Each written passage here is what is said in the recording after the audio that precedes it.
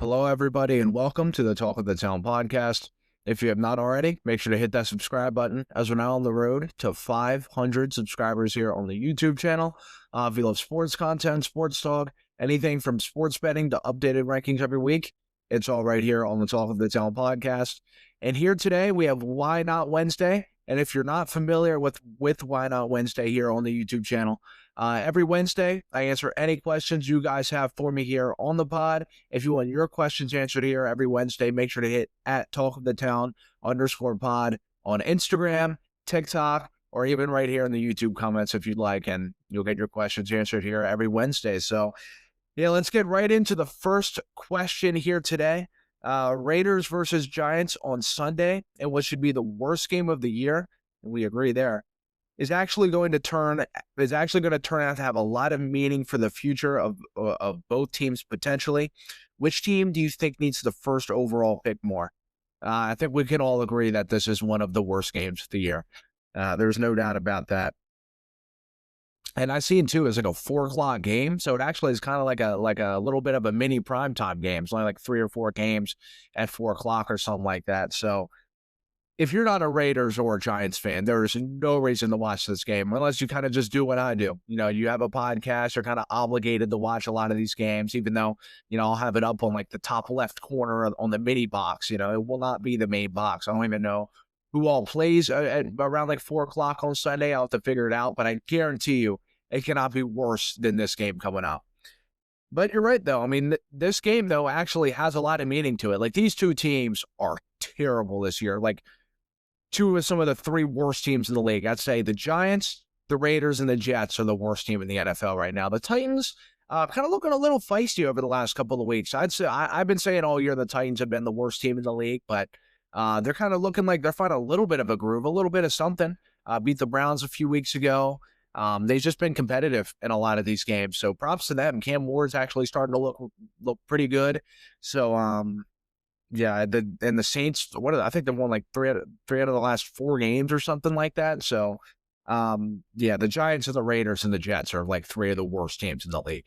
And then you have 2 of them playing against each other on Sunday. But I think out of these 2 teams, whoever needs the first overall pick more, I would say is the Raiders. I think the Giants are going to have a new GM, new head coach, and honestly, they have a lot to work with. They're just really injured this year.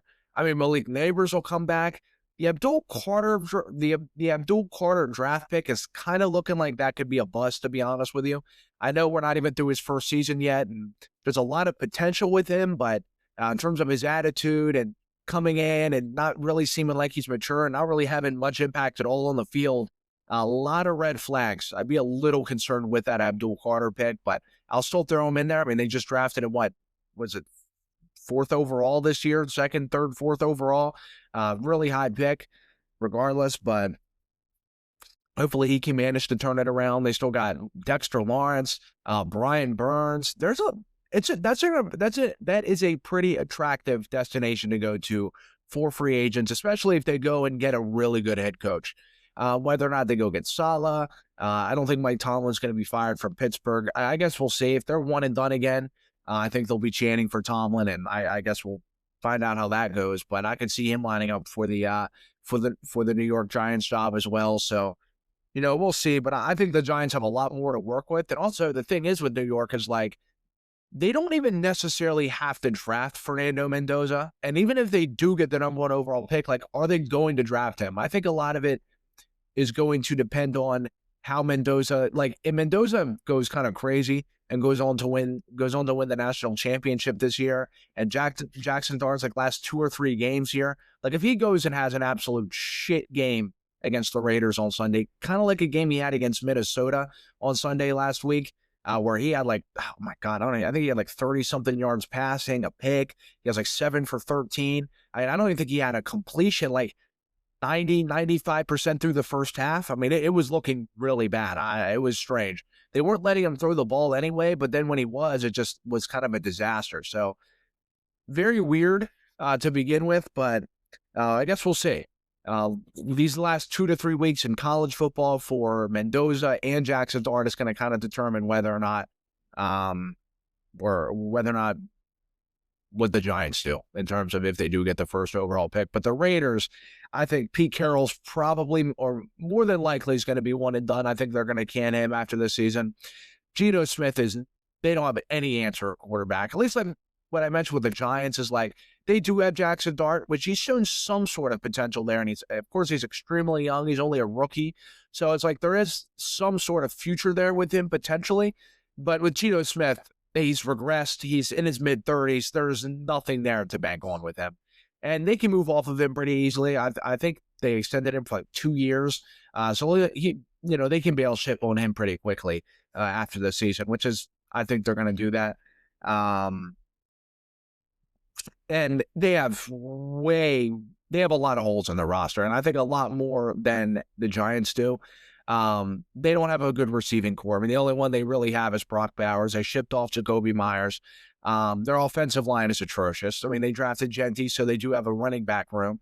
And Genty, man, he had a hell of a game against Houston on Sunday. Like, when it shows when their offensive line can block for Ashton Genty, I mean, it shows that he can actually be a top back in this league. I mean, he was kind of carving up that Houston defense. So I do think there's something there. That pick they drafted Genty with looks like it could be a hit. So I think they definitely need to draft an offensive lineman if they don't get the number one pick, or they want to try trading up again in the first round, then maybe try and get Dante Moore or something like that. I do think they need a quarterback above all that. They need a lot. I mean, their secondary is not very good. Devin White, who I think is actually, I've just seen, is their leading tackler in like franchise history for a season right now.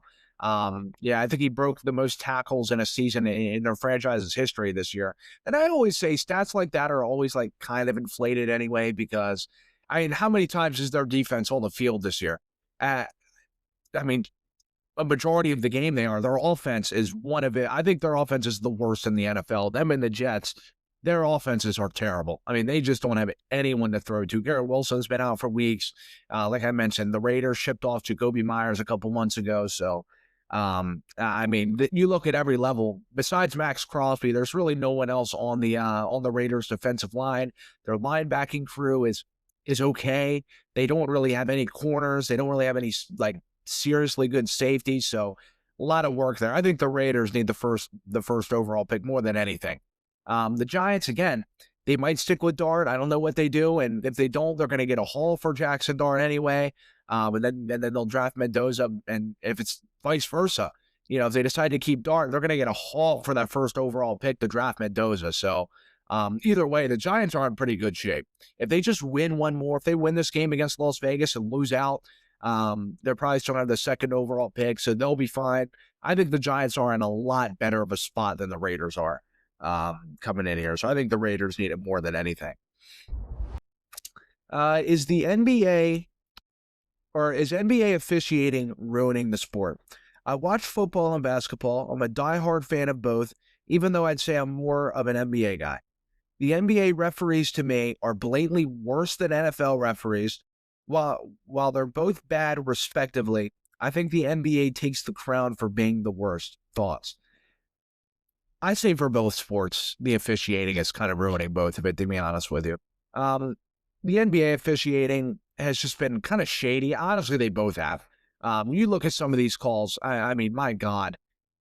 I don't even know. I don't even know if I can say one's necessarily worse than the other. Like when I watched Sunday Night Football the other night with the Patriots and the Ravens, towards the end of the game, it was the game-winning drive for the Patriots. It could have been a game costing for them. And Marlon Humphrey tackled Kayshon Boutte to the ground mid-catch. I think he ended up getting like a little bit of I think Kayshon Boutte may have a concussion after that. I mean, he tackled him like mid-catch. I mean, textbook of a pass interference call, and it did not get called. I mean, there is just multiple scenarios every week. It's like these NFL officials are horrendous. And you say the same with the NBA. I mean, between all the foul calls, and one thing with the NBA too, with the referees that I've been seeing when I watch the games, I go back, I watch clips, I see it on SportsCenter, whatever it is, they are incredibly soft. I mean, texts get thrown around the NBA like it's no tomorrow. I mean, You can look at the clips of hell when Joey Crawford used to be a referee in the NBA, and for both leagues, this is nothing really new. That the officiating is just so bad. This has been a pattern now for years. It may be worse than in previous years. I do agree. Especially this year for the NFL, the officiating has been terrible. And I've always said one thing with the NBA and the NFL with their officials. These guys have no consequences for their actions. For bad calls, they get to go on the podium and apologize after the game. They get to do whatever they want. Or what I mean by that is they get to go and they get to apologize whenever and wherever. And supposedly that's just supposed to make everything go away. In the NFL, that happened a few weeks ago with the Patriots and the Ravens. They took away the Isaiah Likely touchdown, which whether or not they would have still ended up winning that game, it would have put them in pretty good shape to win that game. So I'm just going to assume that the tides may have turned. And let's say the Ravens did end up winning that game. If they upheld the call with Isaiah Likely getting that touchdown, their season would be completely different right now. Right now, they're out of it. If Pittsburgh beats Cleveland this week, and no matter whether the Ravens win or lose, it's over. The Ravens will not make the playoffs. And it's I think the Ravens have way bigger issues than just that Isaiah Likely catch. They've had plenty of chances to win a lot more games this year. But regardless, that's not on them. He called it that. I think 98% of the nation, besides Steelers fans, agreed that was a touchdown. And it's completely changed the path of their season right now. They had another win, they'd still be in this thing, especially against Pittsburgh. Pittsburgh gets a loss, and now Baltimore's another win. I think they'd be tied in their records right now. And these last 2 weeks would be incredibly important. But Baltimore is basically on life support. They are just praying that Shedeur Sanders has a Tom Brady game against the Steelers. That's really the only hope they have, and whether or not Baltimore can even beat Green Bay. But, the NBA, in terms of being soft with techs, the foul calls, I know OKC catches a lot of shit for their, for SGA and them crying about fouls, and they get more than anyone in the league. And I do watch them. I'll just trace it back to the finals last year against the Pacers. I watched every game. I watched every second of every game up till Game 7 of that series. And even before that, I watched the entirety of the playoffs, watched the majority of the regular season. And, SGA on offense, he gets that little spot on the elbow by the free throw line, and he does that little push off and gets into a shot. And it was kind of getting more egregious as time was going on, but it's one thing is I do not care if it's being called both ways. If you're going to let the defense play, and I'm not necessarily talking about when to take a guy's head off and, elbowing each other in the face. And, people do watch that in the NBA. I love physical basketball. To me, the brand of basketball we see now is just nothing compared to what it was. Hell, even 10, 15 years ago. I remember watching Curry and LeBron, or I was just even say LeBron on the Heat. It was a lot more physical then than it has been the last 5 years, even longer than that. I'd say around 2020 to 2021, it really took just another leap.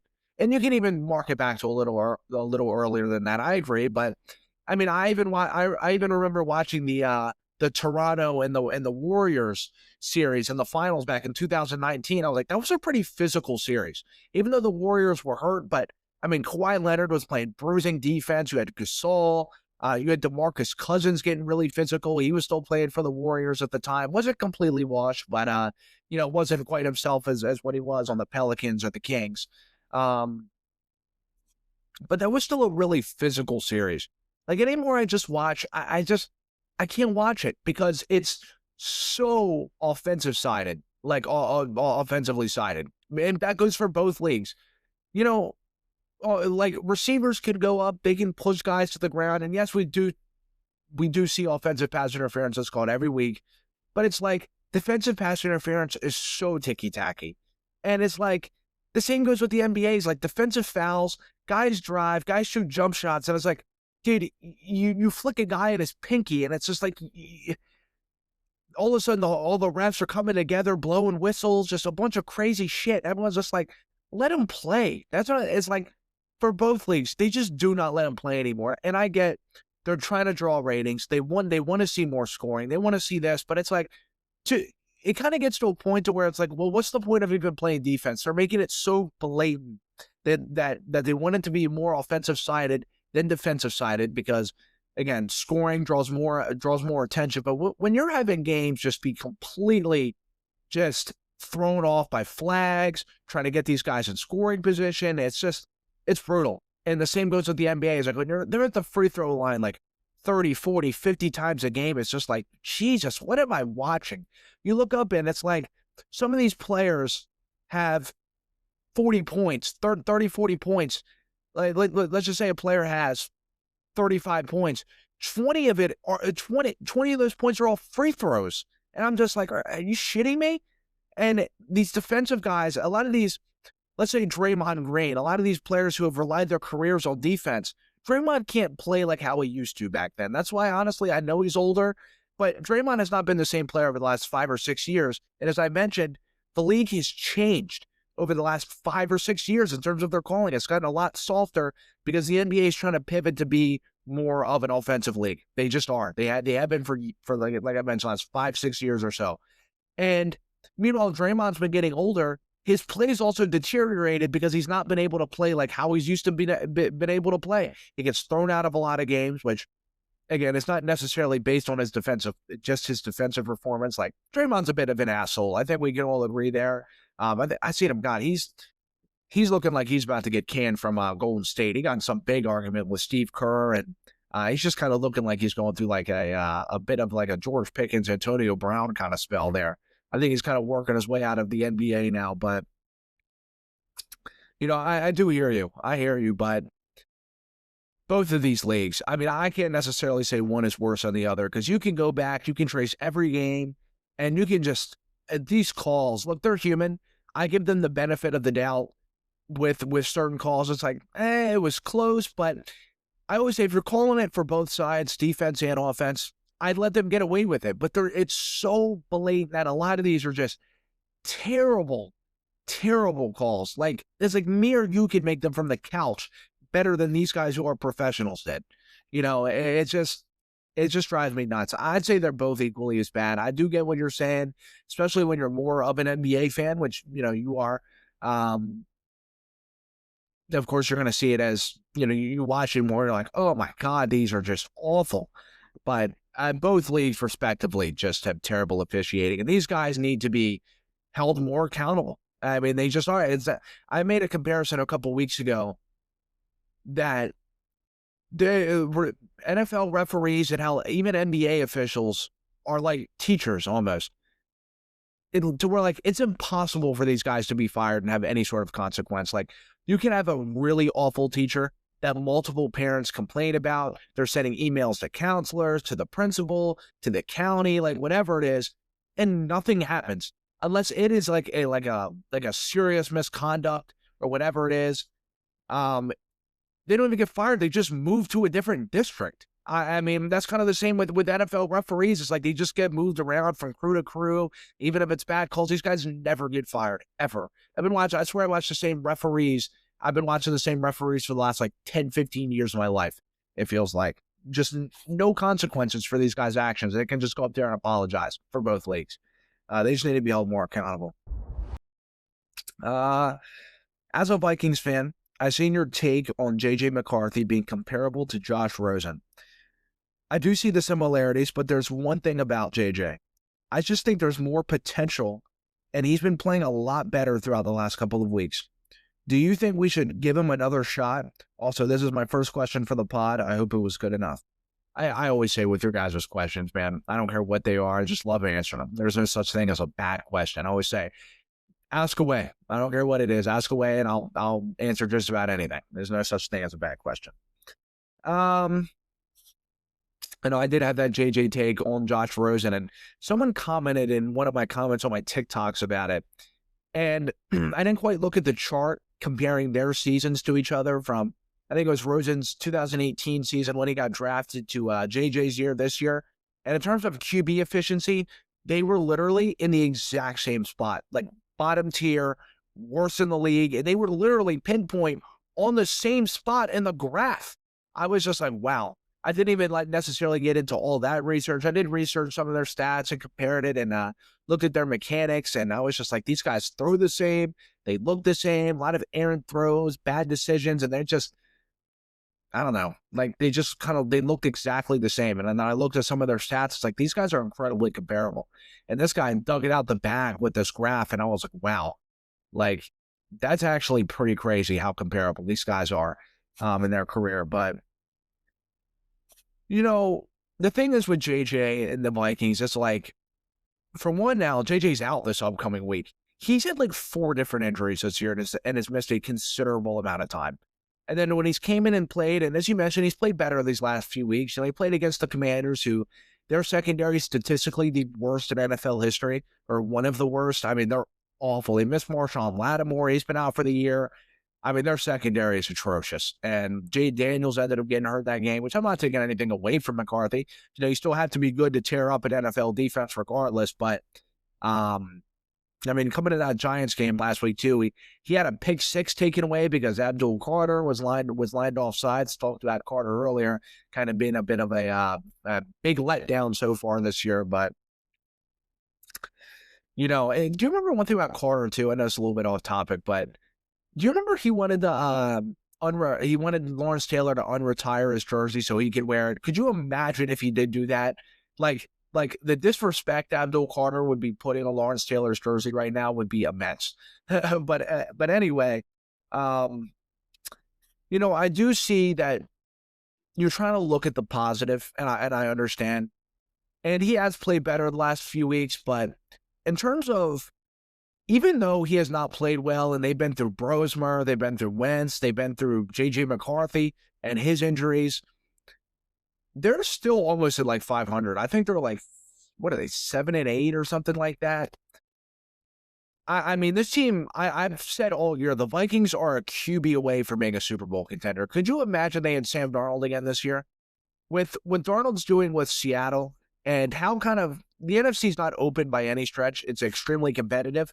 But if they had him, and considering they're almost like 8-8 with all the whole quarterback carousel they've had this year and just really poor quarterback play, if they had a consistent quarterback, this team would be at least at 11 wins right now. At least if they just had a competent quarterback. I'm talking like Mac Jones. You don't necessarily need to have Lamar or Josh Allen. I mean, I know Lamar's been hurt, but you don't need to have a star as your quarterback. If they just had competency back there, this team would have 10 or 11 wins. They're that good. They have a really good coaching staff. They have good players on both sides of the ball. They're fantastic. They're just missing the most important position in football. And that's where I say is like, I don't know if Kevin O'Connell in the ownership of that organization can look their player. I don't know if they can look Justin Jefferson and Jordan Addison and Aaron Jones and just, their entire franchise. If they could look those players in the fan base in the eyes and sit there and say, yeah, we're going to run this back next year. Not even just with the poor quarterback play, but like this guy can't stay on the field. It's like, can we get 9 to 10 games out of JJ McCarthy? Like, to me, that's even a stretch. Is there any way we can even just get like a little more than half a season out of him? And I think the problem you kind of run into with that is like, next year, this guy's an incredibly injured player or injury-prone player. So you can't really trust like him starting almost every game of the season next year. You can't. You're going to have to go out and sign a pretty expensive backup quarterback to some sort of, and at that point, you might as well just go get another starter, because the issue with that is like, especially if JJ McCarthy kind of keeps up on the trend of his incredibly inconsistent play, and it's going to piss Justin Jefferson off and just the team off, and you're already going to be off to a rocky start. The thing is like, if he's out for, let's say, 4 or 5 weeks, which a lot of his injuries, he seems to be out for a considerable amount of time. If the backup, let's even say if it's just, now I'm trying to think, let's say the Dolphins cut Tua and they just go and they snag Tua for like a year to back JJ McCarthy up. If Tua goes out there and he plays pretty well, and he's clearly playing better than McCarthy, and let's say they go 4-1, and hey, McCarthy's healthy to play again, you're kind of in a big dilemma there. It's like, we can't stick him back in there. I can't look these players in the face and be like, yeah, we're going to stick McCarthy back in there again. You're kind of stuck. And it's like, well, we could have maybe gotten some sort of value. I don't really know how valuable JJ McCarthy is worth at this point, whether a team would take a chance on him or whatever it is. I mean, he's looked really bad. He needs a lot of work in terms of his mechanics and some of his decision making. But I think a team would take a chance on him. But if you like, if whoever replaces him, whether it's Tua, whether they trade for Mac Jones, whomever, and they go in and they outplay JJ McCarthy, you have an issue. And now JJ McCarthy is completely prone to being injured. And I don't know. To me, I think you have to move off and sign a vet. One player I was kind of talking about earlier is like, I could see the Vikings trying to like take a chance on Geno Smith. I know Geno's been incredibly inconsistent and very turnover prone this year, but he's a gunslinger and he still shows moments of being a good QB. And I mentioned one thing about the Raiders as well is like, they're just really bad. Like their offensive line sucks. I watched Drake May from last year to this year. One thing people just do not mention is like, oh, Drake May's taken this massive lead. Vrabel's done amazing. And while Vrabel has helped to construct the roster, you go back and you watch the highlights, any highlights you can find of the Patriots last year, is their offensive line was awful. It was literally one of the worst things I've ever seen. And if you don't have an O-line, I don't care who you are, you're just not going to be as good as you were with a good offensive line. Look at May this year with a competent offensive line. I mean, I wouldn't say they necessarily have a great O-line, but it's competent. It is a good O-line. They drafted Will Campbell 4th overall. Look at the difference that's made. Even with Will Campbell out, the O-line has still been competent.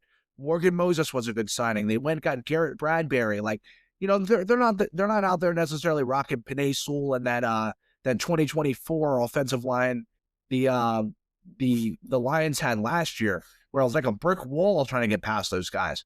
But it's like just some sort of competence in terms of your O-line position. It's like if Geno can go out there and the Vikings offensive line it's been okay. I think it's kind of regressed from where it's been in previous years, but they can go out and sign some kind of key free agents, maybe hit some in the draft and kind of do a little bit of patchwork to that O-line. I think it could be fixed pretty quickly. And I could see Geno potentially being a signing there and him gunslinging it to Jefferson and Addison and, whoever else, Naylor. That could be a disaster for McCarthy. So I think you got to go out. You got to sign a good veteran. It's not going to take much to get that team back on track, but not even just talking about McCarthy's play. And he's been getting a little better over the last couple of weeks, but I don't know how you can look those players in the franchise in the face and run it back with him next year. It's going to be interesting to see what they do, but I think with the injuries, and now he's missing another game this upcoming week when he's kind of needed to prove himself, I just don't think Kevin O'Connell or the players are for it, to be honest with you. And including he's been corny as hell on that podium too. Oh, God. I know that's driving them nuts. I see me and you are around the same age. I'm 20, and I heard you say a few weeks ago you are turning 22. Happy birthday, by the way. Thank you. But with Christmas approaching and us being in that weird age of not getting really kiddie gifts, but getting more adult gifts, what would you say is your favorite kind of gifts to get now?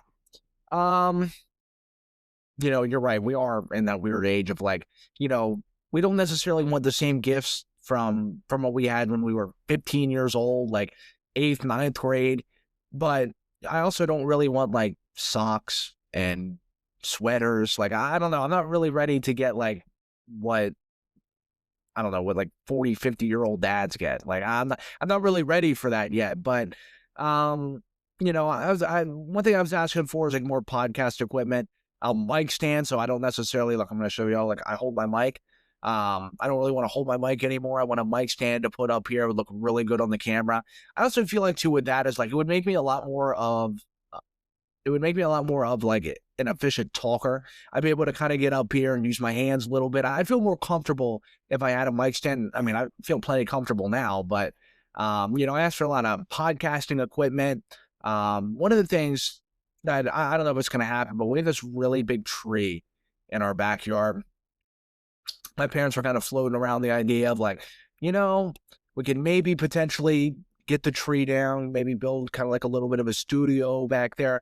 I'm not talking about like some big ass, like, Hollywood studio thing, but just like a little shed to kind of go in there, and I can kind of decorate it around. And I'm gonna tell you something, I'd make a badass setup.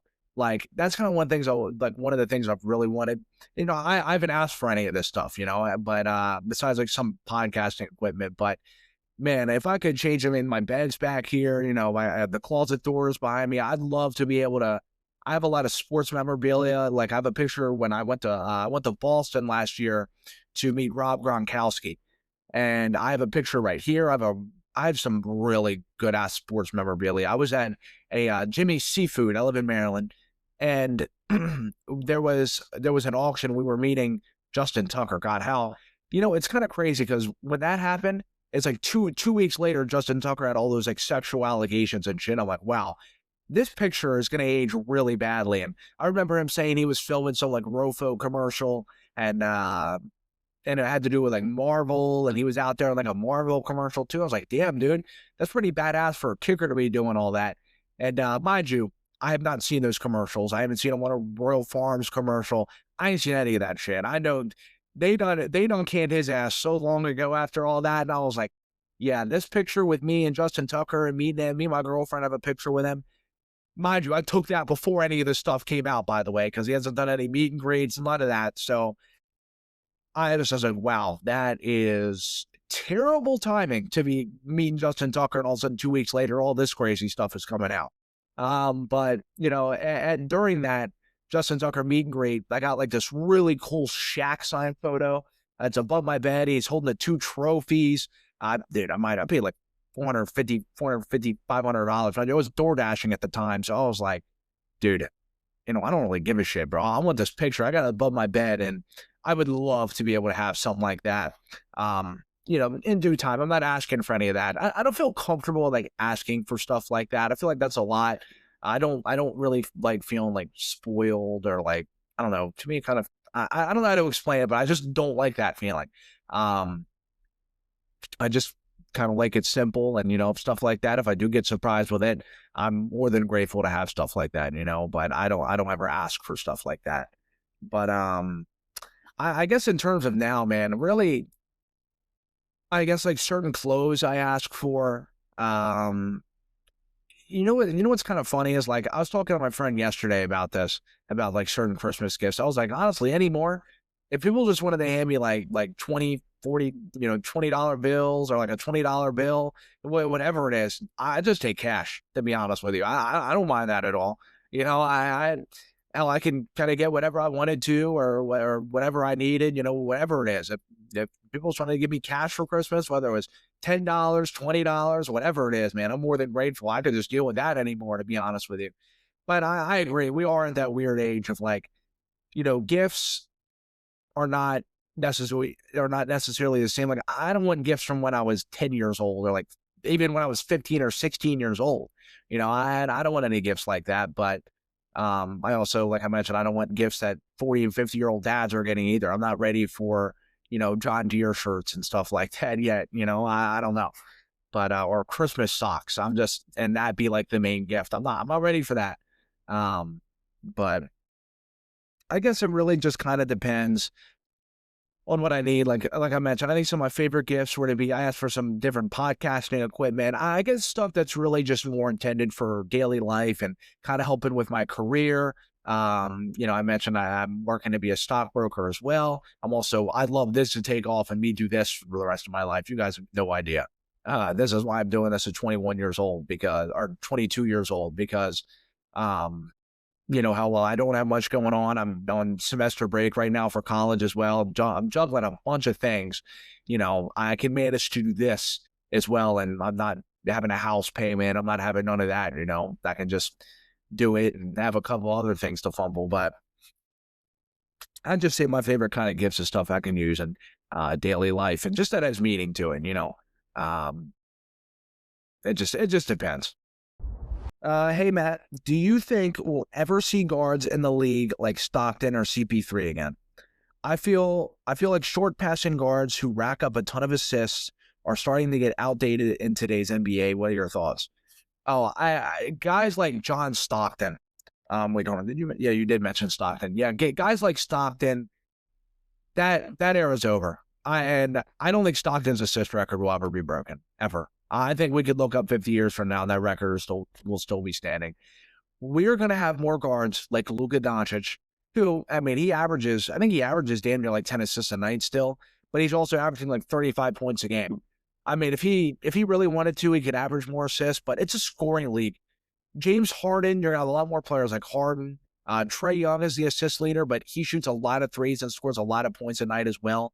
You're going to have a lot more players like that. And guys who are mainly passing guards are going to come off the bench. You're not going to, guys with their guards anymore to be able to ISO, be able to shoot threes, be able to, shoot over guys. They want them to score. They don't necessarily want them to pass first. Those kind of days of Kobe and Shaq, even though I know Kobe was known more as a ball hog, but still, like, those kind of just pick and roll guys, like Stockton and Karl Malone, like, those days are kind of over, and they have been for a long time. And we'll get our passing guards, and we still do. I mean, I'm trying to think of some in the league now, like CP3 still, I guess he's still kind of in the league. I know he got cut from the Clippers a few weeks ago. What a disaster that's been, right? But no, you're going to see a lot more guys like Harden, like Luka Doncic. And you have your freaks like Nikola Jokic and Wemby, but look at Shai Gilgeous-Alexander. I mean, he's averaging like 30 something a night, and he's going to be doing that for the next like 4 years or something like that, posting up on that elbow spot. He's going to be the one doing all the scoring. And they want their guards to be the scorers, unless you have guys like Embiid and Jokic. But those guys are scoring like Embiid a few years ago was averaging like 33 or 34 a night. I think he's averaging like 36 a night at one point for like a majority of the season. It's just ridiculous. They want those guys averaging those numbers. They don't want them averaging 12, 13, 14, 15 assists a night anymore. They just don't. That kind of style is just gone. They want it. It's quick tempo, up the court, shoot threes, score, shoot off the screen. Like, that's what they want. Those are the kind of guys they want in this league. And you're absolutely right. Those kind of players are just outdated. They don't want them in their system anymore. And that's why I think Stockton's record is going to hold for a long ass time. I really genuinely, I do not know if that'll ever be broken. I'm trying to think of, like, this is kind of out the back here. Very few people may know him, but like Scott Skiles, I think he holds the assist record in a game, like 30 some assists. That record will never be broken again because, like I mentioned, point guards and guards are averaging like 30 something a night, not trying to pass the ball around. It is a shooting league. It is a 3-point shooting league. It's guys who go up there, they set you a screen, and you play behind the screen, and you shoot threes, and you ISO. And like that guy who mentioned with the referees earlier in the NBA, there's more foul calls than there ever has been in this league. So it's like, why the hell am I going to pass off the ball when I can just go and draw a foul? Guys are looking to draw fouls, and that's just the way it is. And a lot of that kind of started, like, I'm not blaming it on Harden, but a lot of it started with James Harden. James Harden kind of started that style of play, the ISO ball and stuff like that, And it's just, it's a different league now. I'm not saying that we'll never have players like that again, but I can't necessarily saying it like the league reverting back to, we want ball movement, we want Stockton, we want Malone off the pick and roll, we want Malone to or we want whomever to post up in the post, shoot fades, shoot hooks. Like, that's not really the NBA offense anymore. They just want one guy doing a majority of the scoring and have a couple of role players around it. That's just kind of, it is what it is, I guess. With the AFC not having the Chiefs, hold on, let me read this again. With the AFC not having the Chiefs and what is looking like no Baltimore as well, do you really believe a team like the Jags, Patriots, or Denver really have a shot at winning the Super Bowl? I don't know about you, but it's feeling like Josh Allen's year, #Go Bills. Yeah, with the Chiefs and I'm like 99% sure the Baltimore Ravens are not going to make the playoffs this year. I mean, destiny's not. They have no control of their destiny in Pittsburgh. It's a really shitty team this week. One of those teams are going to have to get in the Super Bowl. At least one of them are. And then once you get there, it's like anything could happen at that point. A lot of people say, well, the NFC is a lot better than the AFC. I don't necessarily think there's a definitive, answer in the NFC either. I think if, whether the Jags were to go against, I know the Jags and Rams went against each other in London a few months ago, but the Jags are a completely different team now. I think, especially, in London, I know the Jags are like kind of like the kings of London, to be honest with you. They play in London like every year and they're fantastic in London. But I think if they were to play each other this Sunday, it would be a completely different game than what it was in London. If they were to play in Jacksonville or play in LA in a controlled environment, it would be a completely different scenario than what it was. I think any of these teams can win. I think New England, even though people bash their easy schedule, I think they're fully capable. Drake May is a star. I think when you have a quarterback like that, and meanwhile he may only be in a second year, people call the Bears. People are like, the Bears are real Super Bowl contenders. Well, Caleb's in a second year as well. I don't see why the Patriots can't be. I mean, the Patriots, again, they're getting a lot of their their best players back. They've been winning without their best players. Will Campbell, Milton Williams, Robert Spillane, these guys are coming back this week and within next week. They will be here for the playoffs. So, I mean, I think I got to throw Houston in the mix as well, the Chargers. I think any of these teams can win it. Now, of course, you're going to look at hey, Josh Allen, he's been won this for years. The only thing that's been in his way is Kansas City, and they're not going to be in his way this year. So it's who is going to be that team who's going to stop Buffalo now? Because no one else really has been able to do so besides Kansas City. I mean, they've really kind of went in and beat the shit out of everyone else they played. Now, no Kansas City. It's looking like it is going to be the Bills here.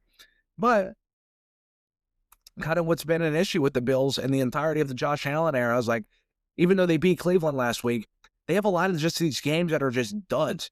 And it's you see them against Miami a few months ago. I mean, they lost to Miami by 17 points. They were 2-7 at the time. So, anything can happen on any given Sunday. I don't necessarily know if I trust the Bills to be consistent, but come playoff time, it's a completely different atmosphere. And Allen has a lot of experience. He's obviously has a lot more experience than Drake May, than Trevor Lawrence, than Bo Nix. And even though Lawrence and Bo Nix have played in the playoffs, Lawrence has won a playoff game. Bo Nix had his first playoff game last year. It's still a different animal. It is. Josh Allen is completely ready for anything that has to be thrown his way. And then he knows that he doesn't have to go to Arrowhead, or the Chiefs don't have to come to Highmark Stadium. So it's completely open, man. I feel like any of these teams can win the Super Bowl. Whether it's Buffalo, whether it's Jacksonville, whether it's Denver, New England, Houston, any of these teams that get in, which, mind you, I think the playoff picture is set. The only team I'm kind of worried about is Pittsburgh, but Aaron Rodgers has a lot of experience as well. I just don't know if their offense is good enough, but their defense can play up to a high level, and hopefully TJ Watt can get back from this lung thing for the Steelers' sake. Then maybe the Steelers have a shot as well. I wouldn't necessarily say sleep on them.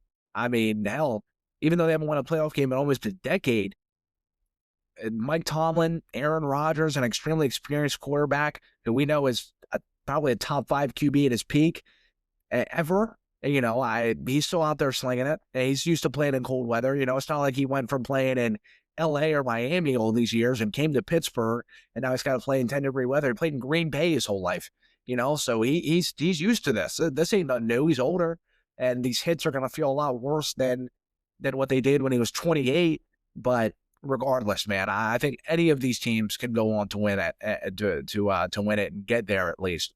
So I think it's going to be very, very interesting, this AFC playoff picture and how it works, man. This year's playoffs, it's going to be a movie, y'all. I'm telling you. So stay tuned for that. It is going to be really good. I think the AFC playoff picture is set already. I think the teams that are in it now, a lot of them are already clinched after the Colts lost against the 49ers on Monday, but I don't think the Ravens are going to get in. I don't think the Colts are going to get in. I think it's just a matter of who is seeded where to this point. But I think we know the teams that are going to be in the playoffs. I think they're in there now. So it's going to be a hell of a playoff picture, man. No Chiefs, none of that. So it's going to be new.